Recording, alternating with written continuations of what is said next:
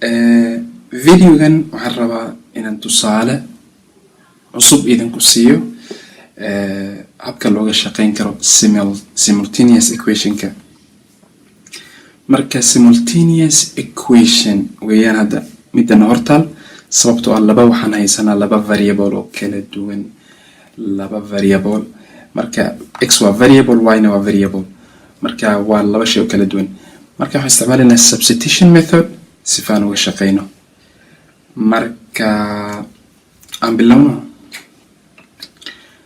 Marka waxaan soo qaadanaynaa, although any equation aad soo qaadan kartaa, midkan ama midkan, somaydan garan, any un baad soo qaadanaysaa. Marka aniga waxaan soo qaadanayaa midda koobaad, but midda labaadna waad soo qaadan kartaa, still the same. Marka 2x minus y is equals to 3. Marka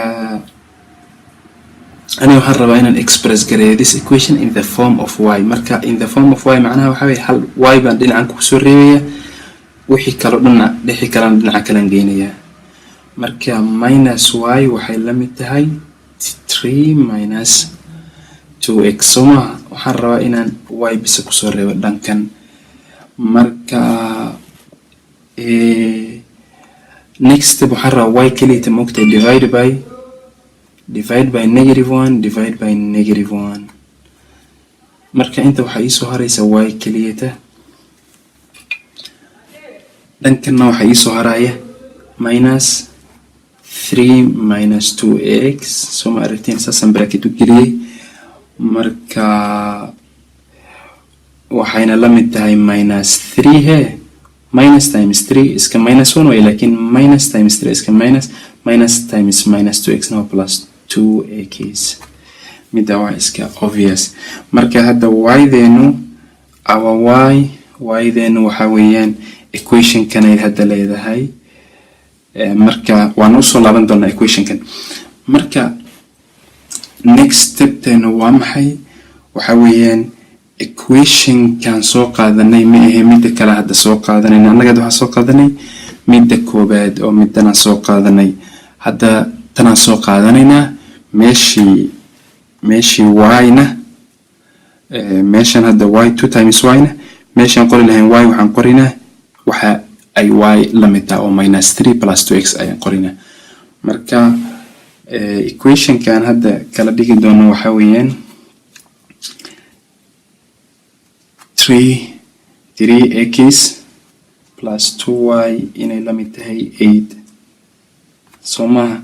marka 3x ka soo qaado plus 2y, y-deenuna waxaan dhani waa negative 3 plus 2x.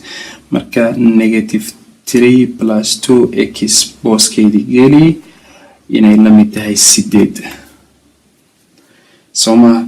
marka hadda waxaa weeyaan equation-keenu hadda waxay ka kooban tahay hal variable oo x ah, linear equation ay noo noqotay.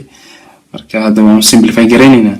marka 3x plus, marka plus times minus aan haysanaa. marka plus 2 times negative 3 waa iska minus 6 plus 2 times 2x waa meeqa? waa 4x. 2 times 2x waa meeqa? waa 4x. marka bracketka waan jabinay is equals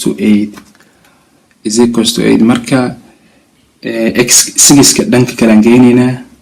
inta waxaa noogu soo haraysa 3x plus 4x inay la mid tahay negative 6ka dhinaca kale markay marto plus ay noqonaysaa plus 6. marka 8 plus 6 ay noqonaysaa. marka haddaan isku darno 3x plus 4x waa meeqa? waa 7x. 8 plus 6na waa 14. marka labada dhinacba 7 u qaybi, labada dhinacba 7 u qaybi x. marka meeqay la mid tahay? x waa equal to 2. x waxay la mid tahay 2. marka waxaan keenay the value of x, waan keenay x waxay u fadhido, waan keenay inay laba tahay aan keenay. marka sifa aan qaybtii kale uga shaqeyno, qaybtii ku saabsanayd y, ilaan y-na waa loo baahan yahay. x is equal to 2 ayaan ku keenay. marka waxaan ku laabanaynaa ha equation tenatan yariista ah. marka y is equals to waxaan keenay inay tahay negative 3 plus 2x more y is equals to negative 3 plus 2x.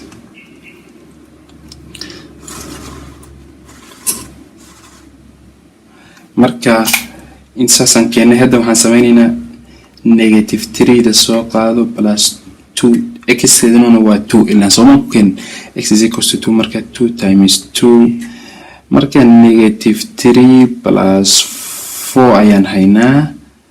marka negative 3 plus 4 na waa 1 marka y na waa 1 y waa 1 marka y waxaan ku keenay inay 1 tahay. marka labada point aan hayno oo aan saa waxa weyn waa 2 iyo 1 2 iyo 1 2 waxay matalaysaa x ka 1 kuna waxay matalayaa y da. marka solution kan keenayna waa 2 iyo 1 marka sidaas ula socda. substitution method waa easy laakiin waxa la rabaa inaad careful ahaatid markaad calculation ka sameynayso hadii kale iska ka dhex qasmaysa.